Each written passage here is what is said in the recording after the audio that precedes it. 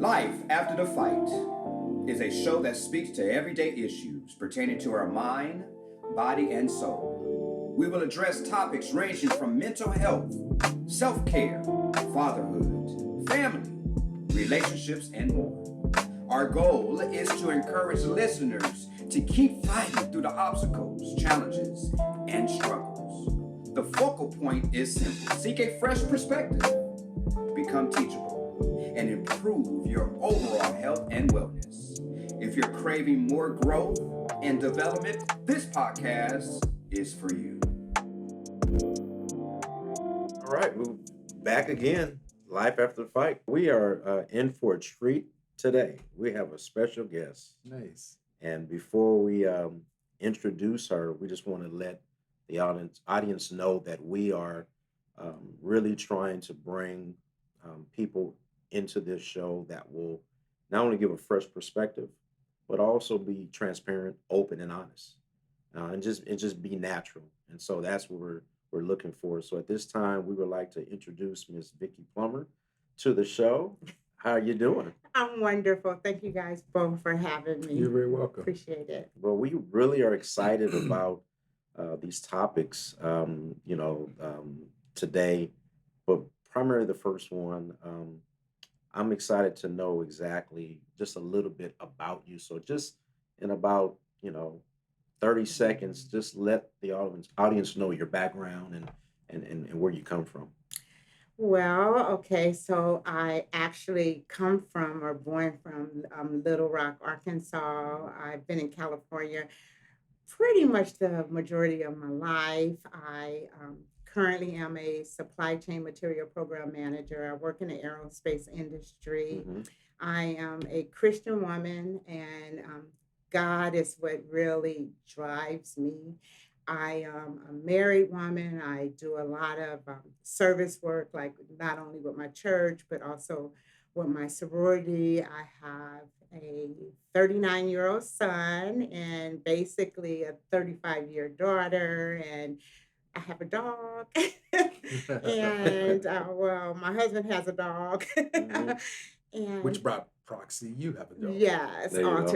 ultimately. But overall, I am passionate about just relationships and people. I enjoy engaging folks just in life, and ultimately, I just like doing things that bring me joy. And I also like reaching out to others to see, where I can help. I grew up with a nurse, so that's kind of like innate in me, pretty much supporting others and So helping you're a them get to nurturer them. or Yeah, by nature. yeah, yeah. Okay.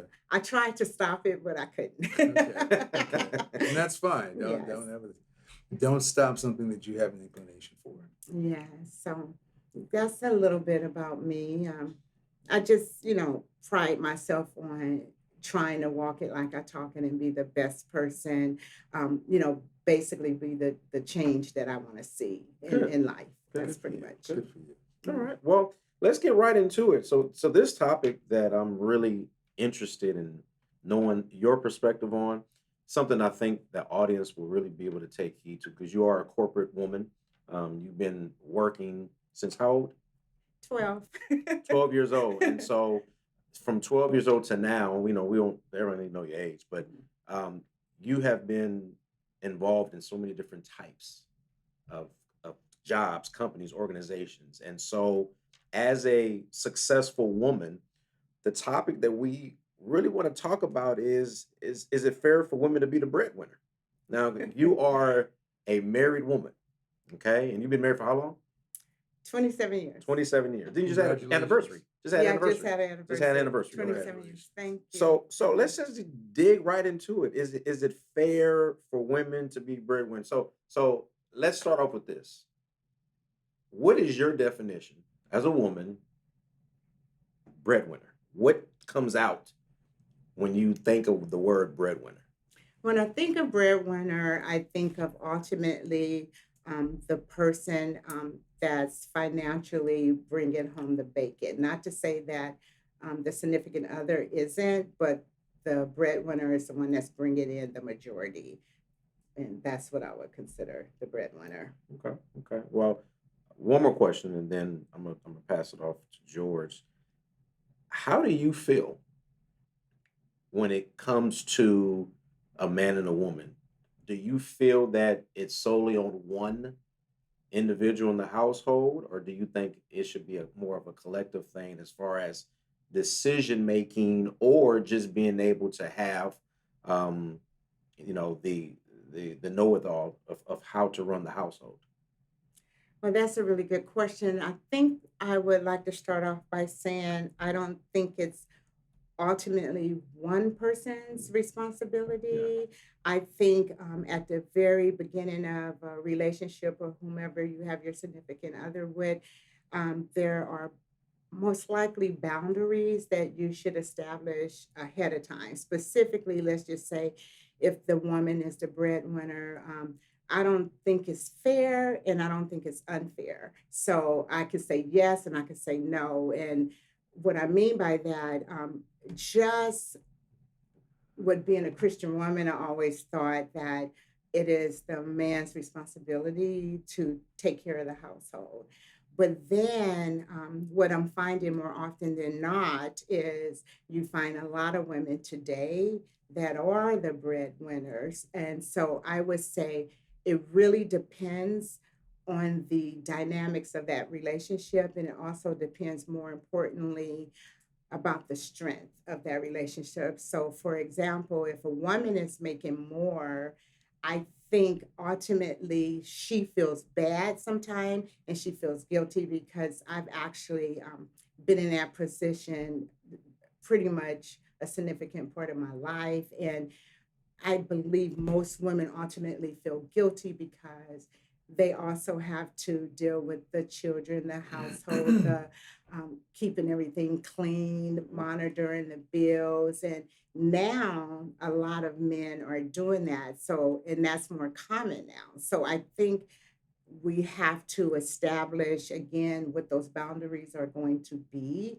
And if you have a relationship, you need to talk about them because the unfair part is expecting the woman to continue doing certain things. I think you as a couple have to determine how to reciprocate, how you balance the equation. So what if the woman makes more? How is this man going to, or vice versa, couples? How are they going to make a difference? Who's going to bring what to the table just so that it's equal across the board and one person doesn't feel like they're overwhelmed than the other individual. So again, I just think it really truly does. The fairness Mhm. comes out of the strength and the dynamic of that particular relationship. It really can, I believe, present a lot of problems only because of the societal norms that we are accustomed to.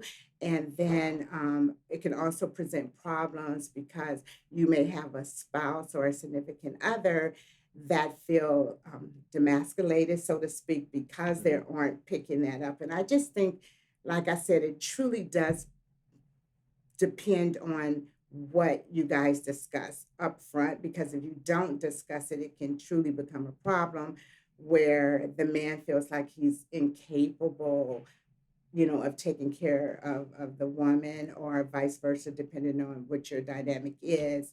So it's really important that I believe that you communicate, that you have a sense of empathy, that you discuss it. Otherwise, it could be fair and it could be unfair. It's only unfair if the couples together don't establish what the ground rules are pretty much up front. And I just think if you Yes. do that, you'll be okay. Yeah. I don't think one person in a relationships add more value than the other if you as a couple, regardless of who you are meeting your goals. Yeah. Okay. If you're meeting your goals as a unit, it doesn't matter who makes what, as long as both couples are contributing equally.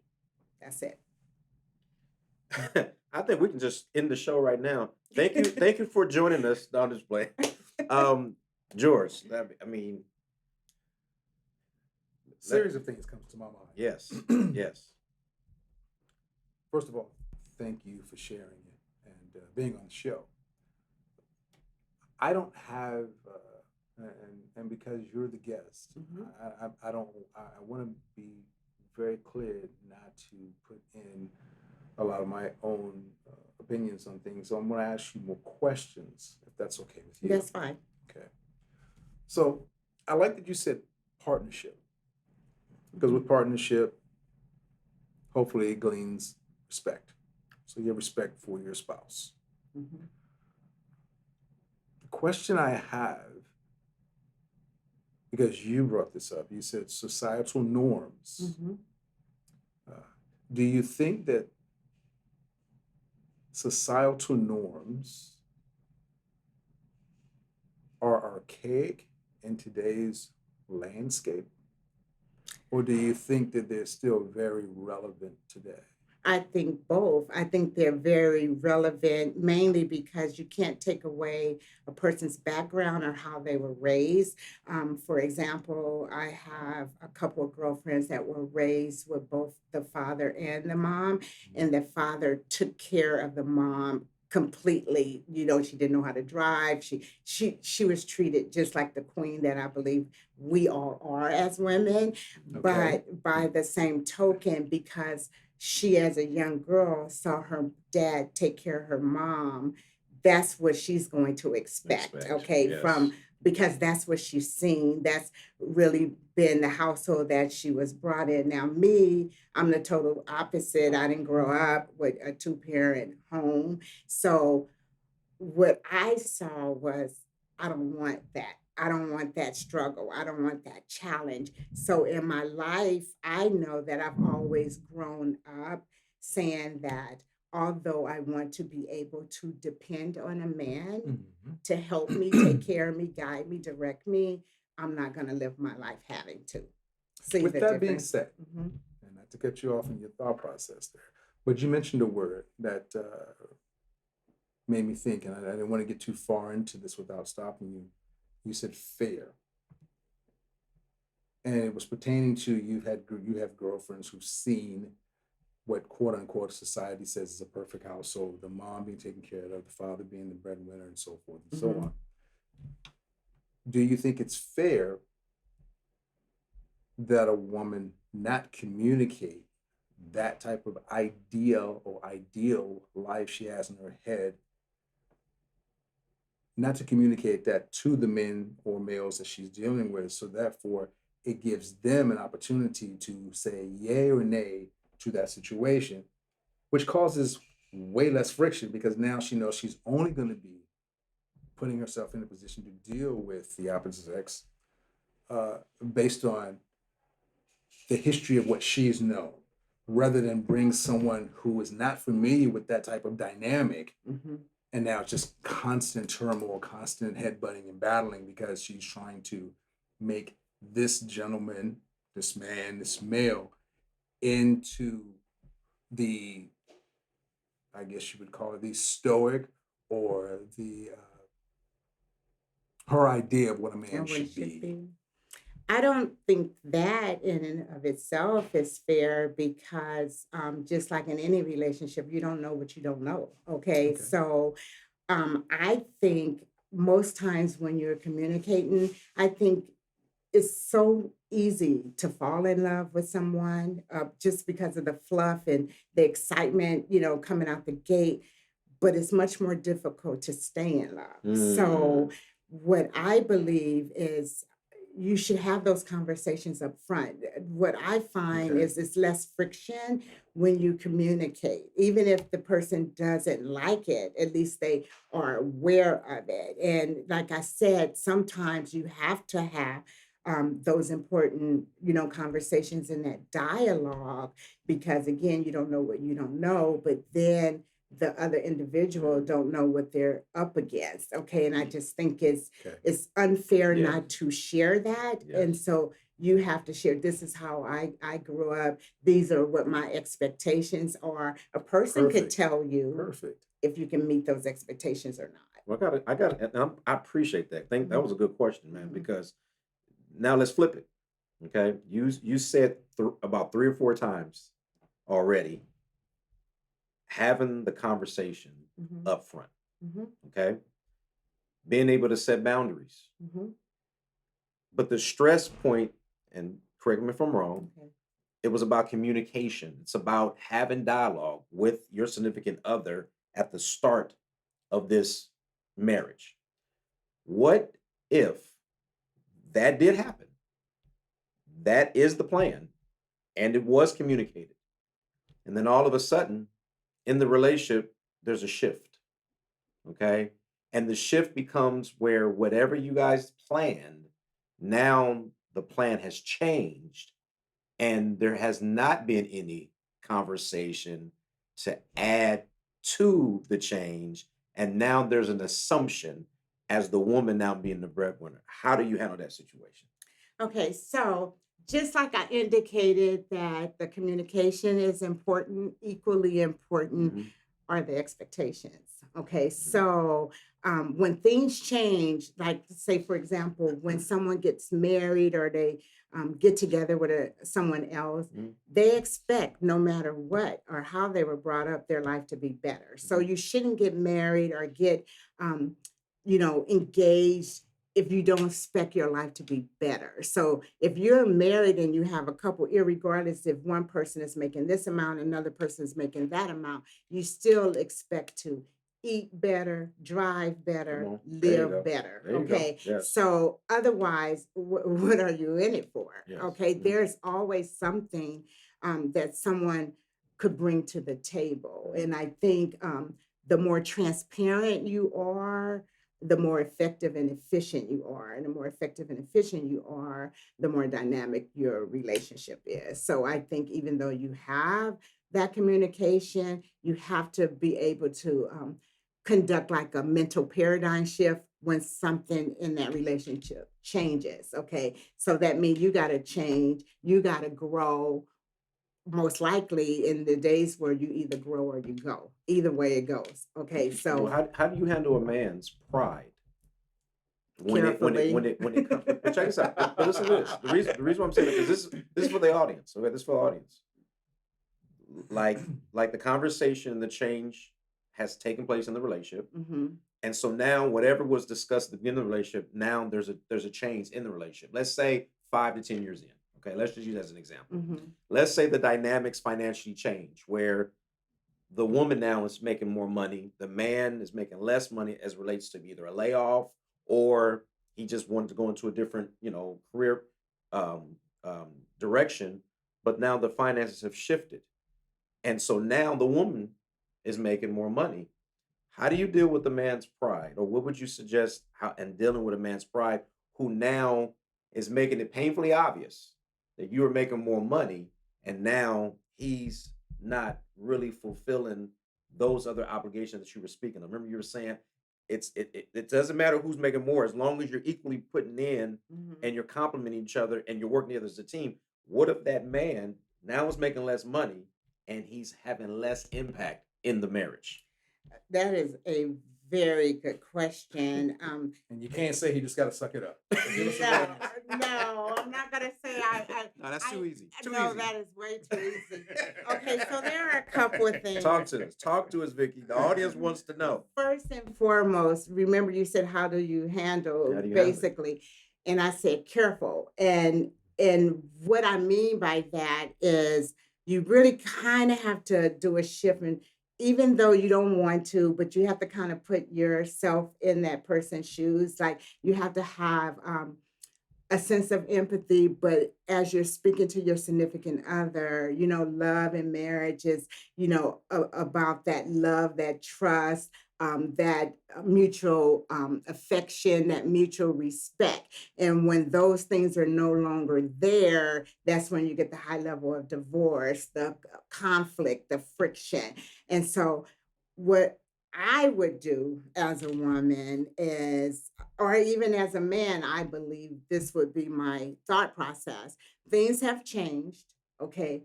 So if there was something that's really disturbed me, I wouldn't hold it in. Number one, you Okay. got to You wouldn't convey, hold it in. yeah, I would not hold it in because what it will do is ultimately make you dislike that person. It Mm. would really just, you don't want to be around them. So I don't want to like step over you but what I would do just because we're connected is if this is my spouse, Mhm. I got to make sure that he understands that I understand how he feels. Ah, Because that's good. what happens is, um, in an effort to have just a great relationship, I think women or whoever that significant other is have to be that calm for that person while they're going through the storm. Mm. Okay. So I would do something like this, Ricky. You're Mhm. my husband. Mhm. Sweetheart, I understand how you feel.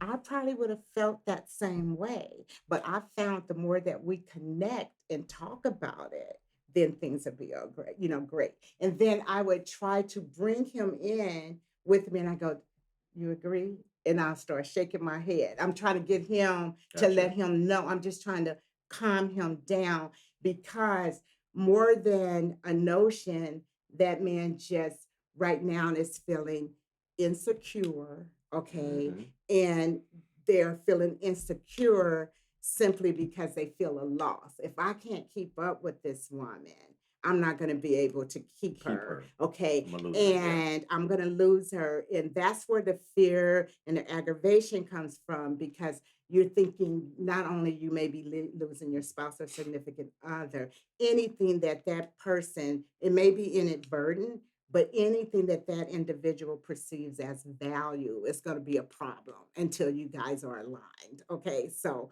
that's how I would look at it. I just want Mm. him to know, or her to know, or whomever it is to know, I understand how you feel.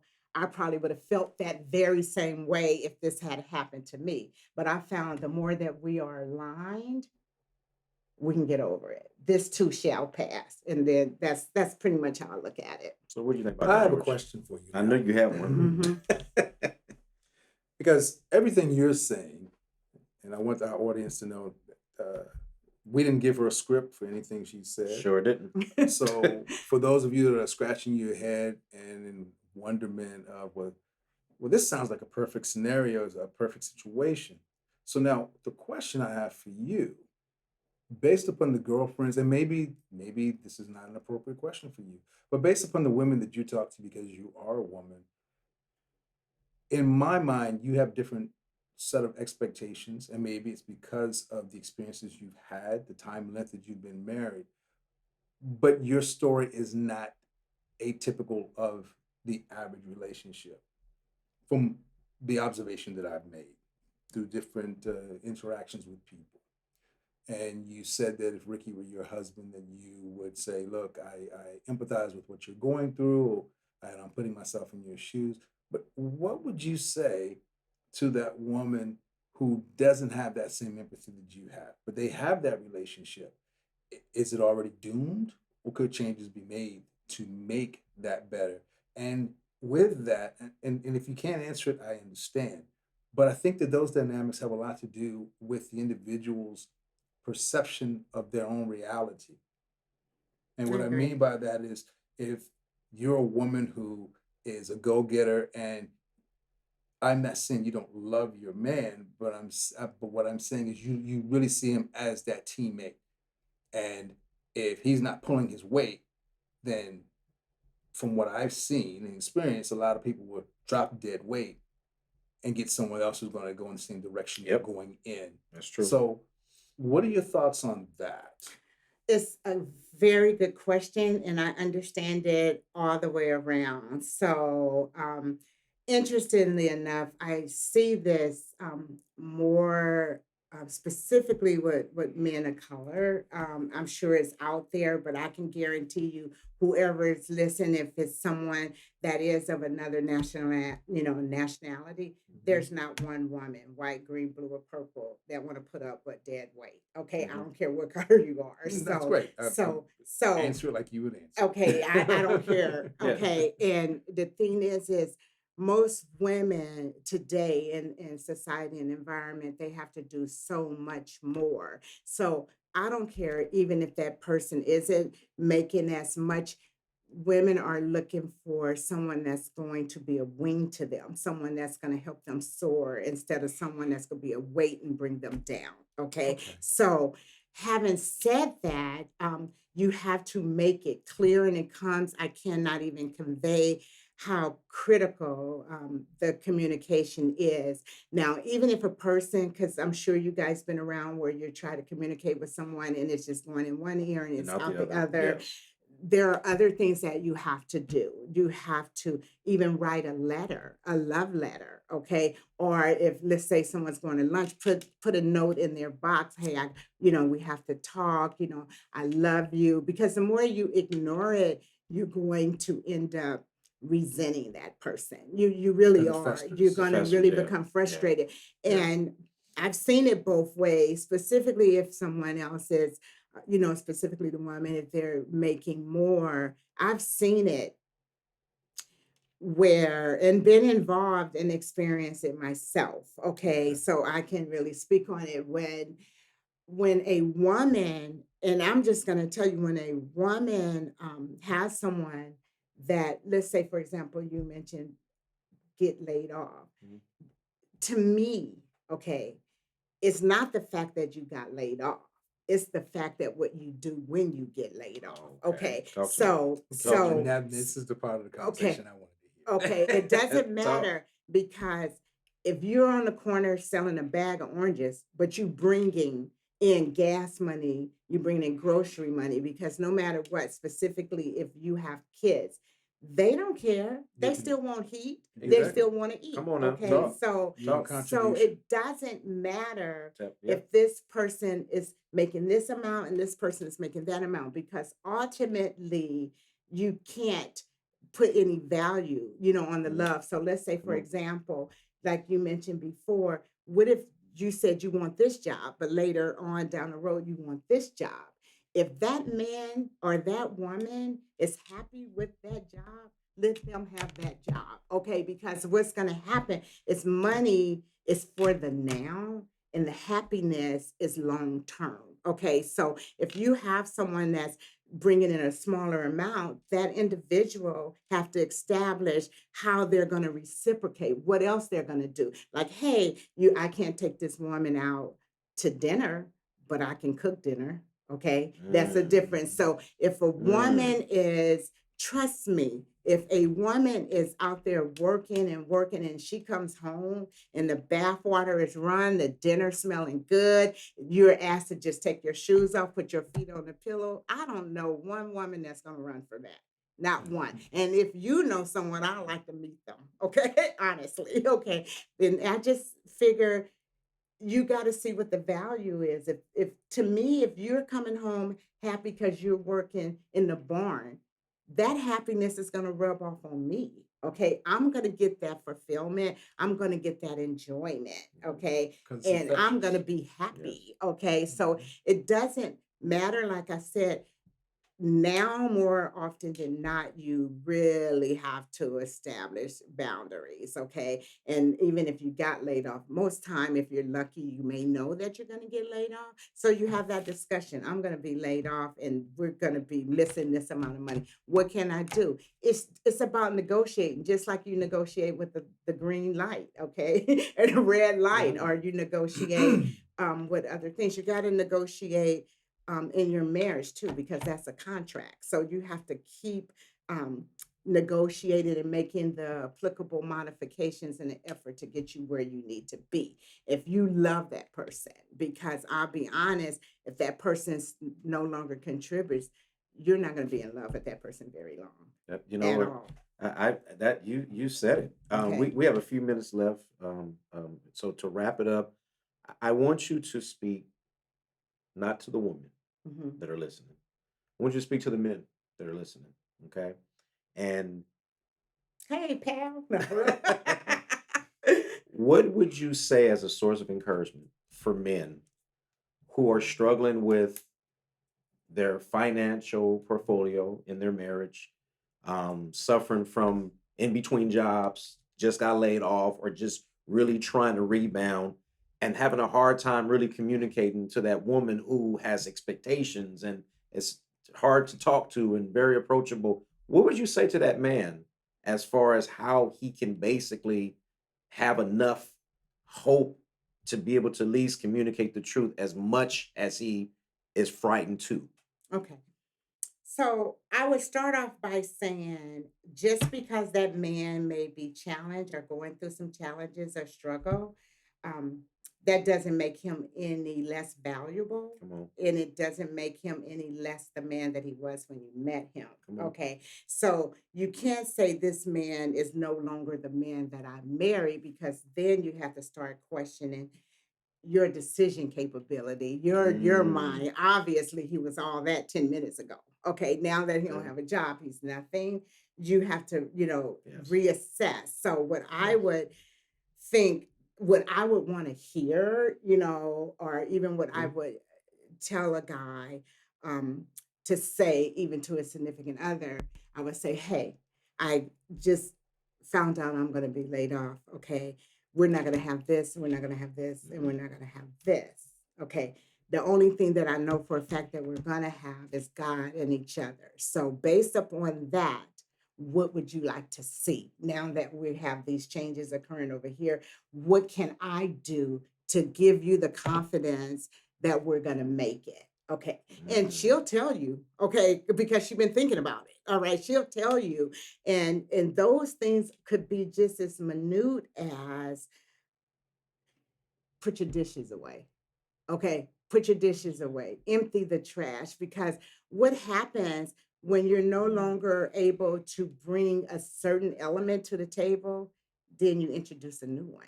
Mm. See, you introduce a new one by bringing in something else. Okay, you may get up early and make her breakfast. Okay, have her coffee ready when she's come home. Ask her what she would like to see. And if she sees those things, trust me, you're gonna be okay. You're gonna be okay. All a woman really wants to know from a man, and all she truly wants from a man ultimately, is just to be one. That's it. That's it in a nutshell. So is it safe to assume, Vicky, that every relationship needs a strategy? I think more so now these days, because you're bombarded, and even with media and things like that, to tell you what a good man or a good woman looks like, okay, or what they should Mm. look like and what they should be like, when um, everybody bleeds the same, Come everybody on, hurts the same, come on. okay, and like I said, there are going to be a lot of people that look like us in heaven. So my bottom line is there's room always for anyone for improvement. There's always room. No one's perfect. And like I said, if you know someone, I like to meet them. Okay. Well, Simple as that. I appreciate you coming on the show and sprinkling us with some knowledge and Happy to be I mean, here. but no, you really gave some good points and perspective that the audience, I'm sure, is salivating over right now because you really spoke from a transparent position, but you spoke from an honest That's position from my and you heart. spoke from It's, your heart and it was mhm. genuine. And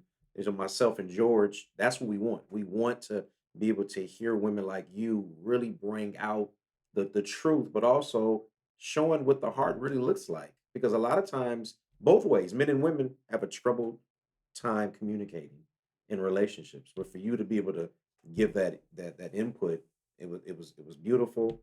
I'm glad the audience received it, and we look forward to having you again on our show next time. I look forward to being here. It's really been a pleasure, gentlemen. It really has. And I'm excited. I didn't know I had all that in me. Well, You never know until you start speaking. there you I go. just want to say thank you for sharing with us. You're most welcome. All right. Well, look, Anytime. life after the fight. Until next time, we'll see you later. Take care.